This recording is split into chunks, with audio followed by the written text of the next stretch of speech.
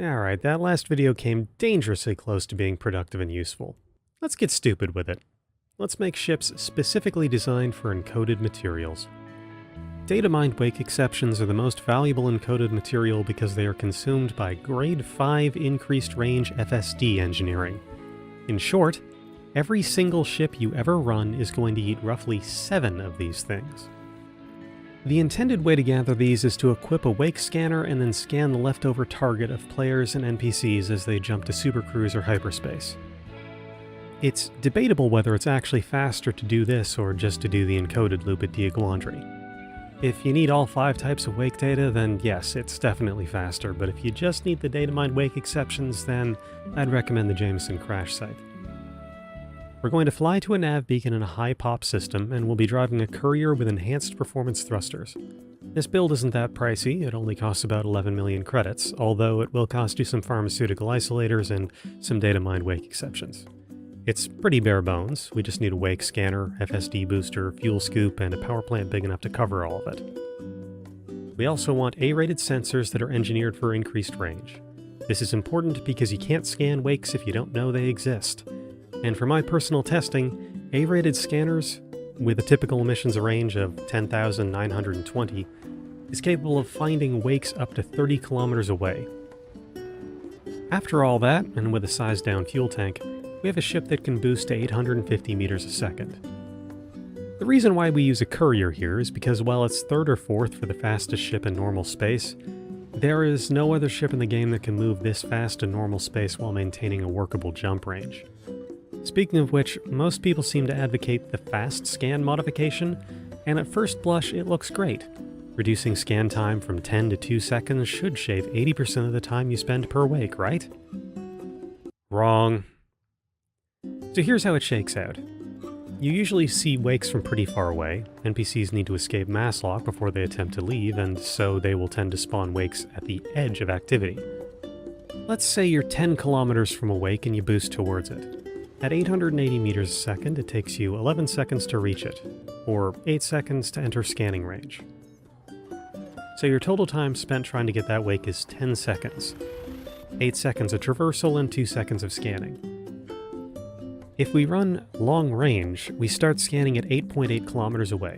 We reach this distance to scan in just 1.4 seconds and then we can stop. So our total scan time is 11.4 seconds. And I know what you're thinking. Well then, long range is still slower, isn't it? Those seconds matter, to which I say, you are aware that max boost speed is just the peak, right? You can't hold it for more than a second at a time, and there's acceleration and deceleration involved. Drilling down on the math, in order for the difference in scan time between fast scan and long range to be worthwhile, you must maintain an overall velocity of 725 meters a second over 8 seconds. Something that the courier might be capable of, but most ships can't even boost over 600. In short, your overall velocity ends up a lot slower than this. In theory, fast scan might be faster, but in practice, it will be slower, and also it will place you further away from the center of activity, which will cost you return time.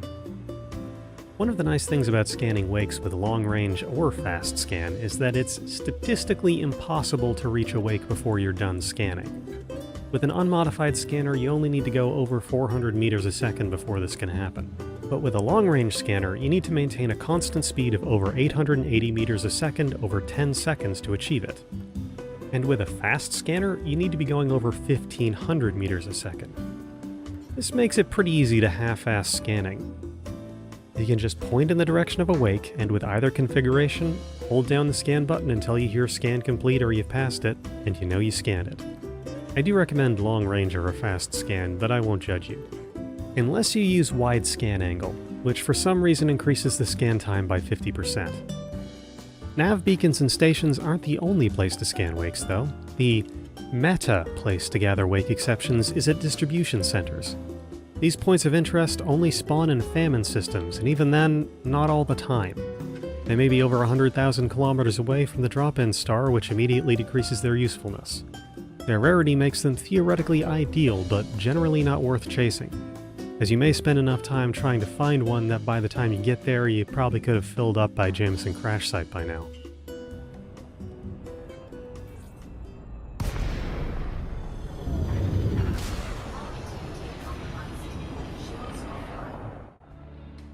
In this situation, at least from my testing, the distance from center that incoming ships wake out is never more than 6 kilometers, and you might think that it's now better to use fast scan. Wrong again.